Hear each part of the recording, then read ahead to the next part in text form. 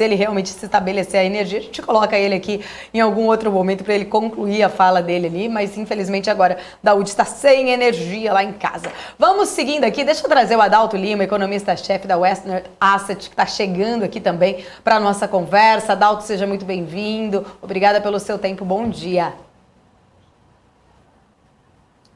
Bom dia, obrigado aí pelo convite.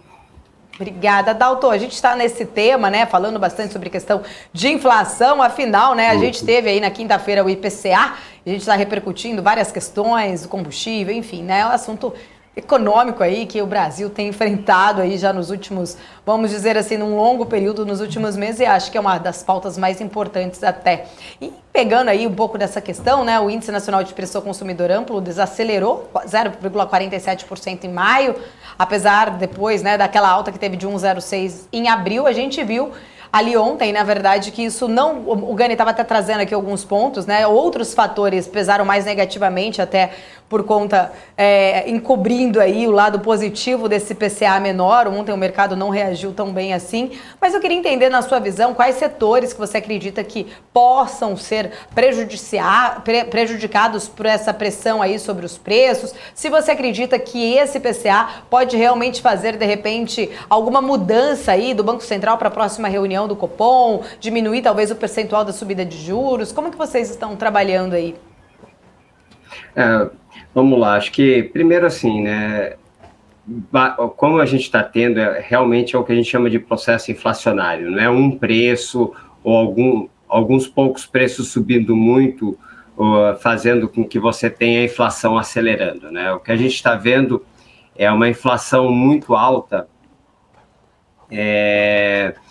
com todos os preços subindo. Então, todo mundo está tentando se defender. A gente tem uma série de choques de custos globais, né, que estão chegando no Brasil de diversas formas. Além disso, a gente tem os nossos próprios problemas, né, os nossos próprios mecanismos de proteção contra a inflação, que a inflação persista, fique mais alta por mais tempo. Então, assim, não dá para apontar apenas esse setor está sendo prejudicado. Acho que no limite, assim, sempre que tem uma inflação muito alta, acho que a estrutura econômica deixa de ser tão funcional. Claro que os trabalhadores, quem tem salários, acabam sentindo muito mais, né? Porque é muito rápida essa transmissão, você vai perdendo o seu poder de compra rapidamente ao longo do ano, né? Mas todos os setores, de alguma forma, estão tendo choques de custos, sendo prejudicados aí pela aceleração desses custos e estão tentando repassar aqui e ali. O IPCA de ontem, eu acho que assim, ele surpreendeu para baixo, mas ele foi muito revisto ao longo dos últimos 2 meses para cima. Acho que a surpresa positiva foi uma menor alta de alimentação, mas continua rodando lá em cima. A inflação de alimentos está muito alta, não só aqui, no mundo inteiro. Acabou de sair o CPI nos Estados Unidos, a inflação de alimentos fora na residência subindo 10%, né? Então, mostra que é um problema global. Mas olhando os detalhes do número, eu achei ainda que sugere cautela. Acho que o Banco Central tem que continuar apertando, deve desacelerar, ele subiu 100 pontos na última reunião, deve subir 50 na próxima, mas não fechar a porta para novas altas.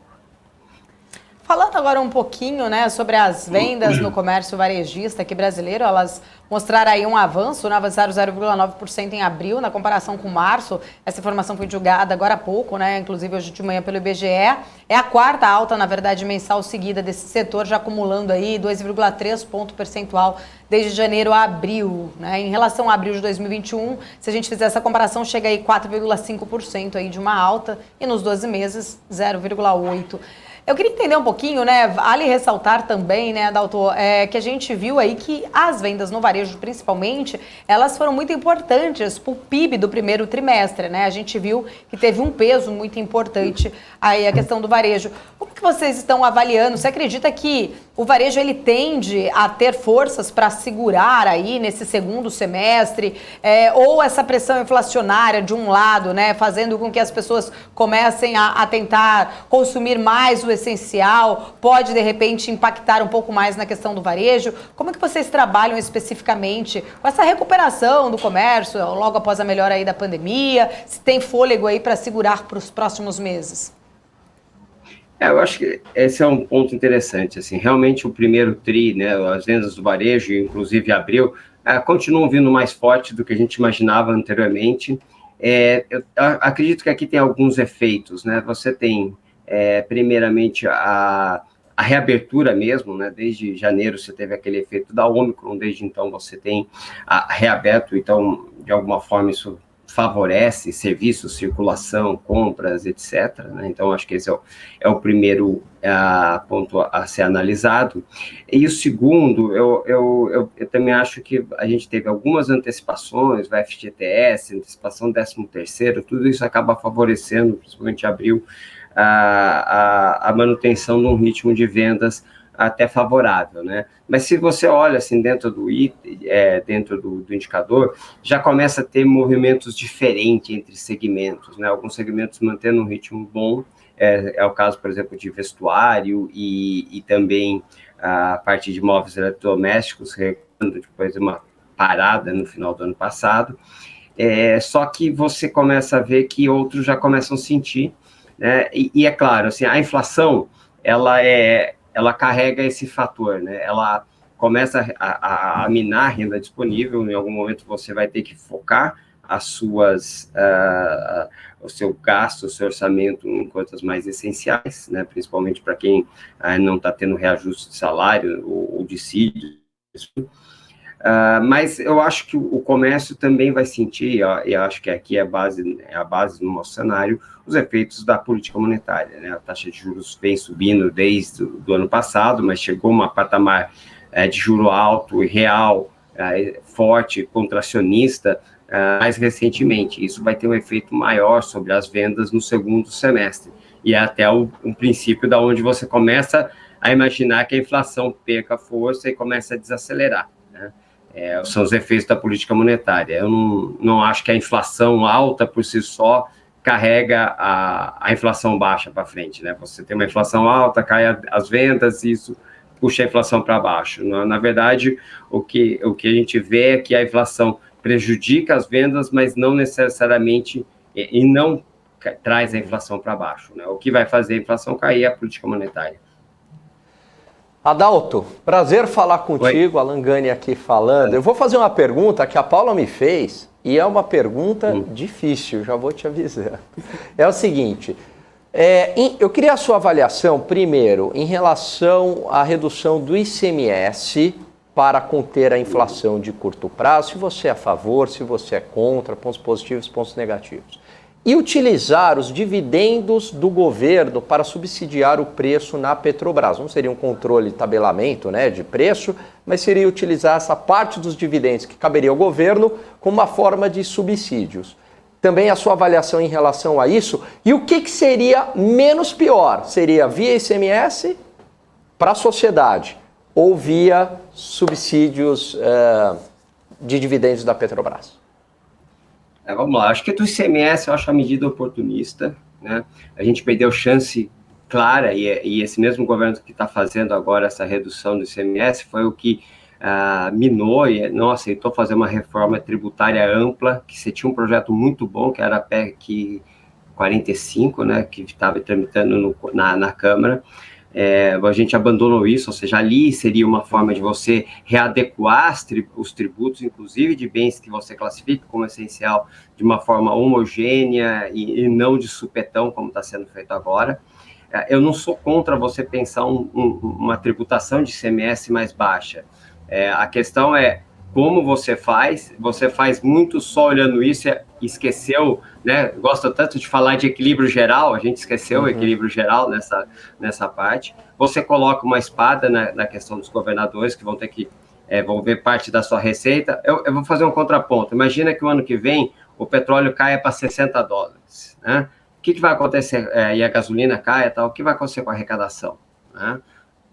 Isso tem que ser pensado. A outra, claro que assim, os governadores também sempre assim, tem excesso de arrecadação, começam a aumentar gastos permanentes, como gasto com folha, etc. Então, não é tão simples resolver. Então, para todo problema complexo, é uma solução simples, elegante, completamente errada, né? Então, acho que é um pouco disso que nós estamos fazendo com o ICMS, né? Sobre o dividendos, é um pouco disso, assim, esse dividendo já está no orçamento, a gente já gasta, a gente já tem que pagar as outras contas, a gente tem muita conta para pagar. Então, focar o dividendos nessa despesa é você criar mais uma despesa num orçamento que já tem 95% engessado com despesas. Então, é sempre complicado. E outra, você bem colocou, estava ouvindo, assim, é um problema de oferta, de demanda, e você tem uma escassez. Tudo que você não quer no momento que tem escassez de um bem é deixar esse bem mais barato, né? Porque você vai aumentar a demanda de uma coisa que não tem para ofertar. Uhum. Né? E isso vale para o mundo inteiro. Né? Tem um problema sério de falta de investimento, é uma questão mais ampla, mas a gente não investe, o mundo não investe em energia fóssil por muito tempo, se demonizou, né, energia fóssil e não puseram nada no lugar, então a gente tem essas questões a se resolver. Eu acredito que, sim, políticas focadas são sempre melhores, né? Então, assim, qual que vai ser mais afetada? A população de baixa renda, que vê os custos dos combustíveis batendo, por exemplo, indiretamente nos preços de alimentos, etc. Então, talvez focar em políticas de transferência, né, direta pode ser melhor do que você tentar atuar no preço do bem escasso. A outra coisa que a gente sempre tem que pensar é o seguinte: se a gente faz mais despesas, ou baixa o tributo, como está sendo feito no ICMS, nós estamos deixando uma dívida maior para a próxima geração. Como a nossa dívida é curta, é a nossa geração mesmo nos próximos anos, né? E numa economia que cresce muito abaixo da taxa de juros real que se paga nos títulos dos governos.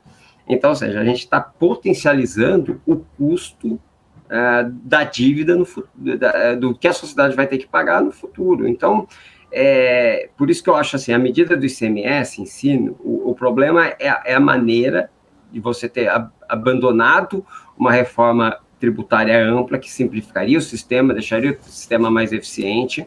Aí você faz de forma casuística. Eu não estou nem discutindo se tem que descer a alíquota ou não. Para mim é só a maneira que foi feita. E sobre o subsídio, você vai aumentar a demanda daquilo que você não tem. Então, é mais complicado. Talvez o foco fosse isso, algum voucher para compensar caminhoneiros, trabalhadores nesse setor que realmente estão prejudicados, mas o subsídio em si, baixar o preço, é muito complicado, né? Inclusive baixar o preço da própria gasolina. Maravilha, muito bom. E você acha que no caso do subsídio, porque nós aqui entrevistamos algumas pessoas que falaram, não, mas acho que o mercado, né? Aí tem opiniões divergentes, é claro. Não reagiria tão mal. Qual que é a sua avaliação, Adalto? Você acha que no caso, se usasse aí um fundão, né? No final das contas é nosso dinheiro. Você acha que o mercado reagiria mal? Eu acho que sim, pelo seguinte, você não sabe o tamanho desse fundo. Qual que é o tamanho? Qual que é o gasto que você teria, que você comprometeria para estabilizar um preço que você sabe que tudo indica vai continuar subindo por um tempo, até normalizar as cadeias no mundo? Eu acho complicado. Você começa a você faz um fundo que você não sabe... Qual é o fundo do poço desse fundo, né? É um saco sem fundo, né? Eu te diria. Então, tem que tomar muito cuidado com isso, assim, porque você faz o fundo para compensar uma diferença de um preço que você quer arbitrar com a Petro, né? Basicamente é isso. Qual a quantidade de diesel que você vai ter que subsidiar no tempo? E se esse preço lá fora continua subindo? Assim, o recurso da Petro já está sendo gasto também. A gente está pensando assim, não tem um dinheiro que a gente poupou, por exemplo, o Chile, né? Tem o fundo do cobre. Esse é um dinheiro poupado, não está sendo gasto. O nosso dividendos da Petro já entra no orçamento e a gente faz o quê? Déficit, né? Essa é outra crítica que eu faço. A gente está... nós reduzimos o tributo porque a gente tinha uma meta de primário, podia ser um déficit de até 170 bilhões. Está caminhando para ser 50, 70 bilhões de superávit. Mas isso aí é suficiente para estabilizar a dívida? Não é. Então, você já está gastando uma coisa que você nem estabilizou a dívida. Mas a meta era muito... quer dizer, assim, uma meta... Se a meta é muito baixa, muito ruim, não adianta você ficar achando que está indo melhor porque está cumprindo aquela meta. Então, assim, eu vejo isso tudo como um problema. A gente não tinha uma poupança, um fundo soberano feito lá atrás que poderia ser usado agora. Até discutiria se era caso de usar, mas a gente não está. A gente está pegando dividendos que já usa no orçamento, que já paga a conta todo ano, né? Não sobra nada, e você ainda vai criar um fundo usando isso. Quer dizer, no fim, a gente está simplesmente emitindo mais dívida. Maravilha. Falando agora um pouquinho sobre, né, o índice de preço ao consumidor lá nos Estados Unidos, o CPI, né, subiu 1%, né, em maio, na comparação com abril, segundo os dados que foram divulgados hoje pela manhã pelo Departamento de Trabalho americano, e que já está refletindo desde logo cedo, né, nas bolsas aí pelo mundo. Essa crise nos juros dos Estados Unidos ainda vai se estender por muito tempo, na sua opinião? Ou já estão estudando uma forma de voltar ao que era antes? Assim, a gente pode dizer que tenha como ser feito isso ainda esse ano? Acho que a crise do juro foi a gente ter juros zero por tanto tempo, né? Acho que essa é uma economia disfuncional no mundo que exigia que você tivesse juros zero no mundo inteiro.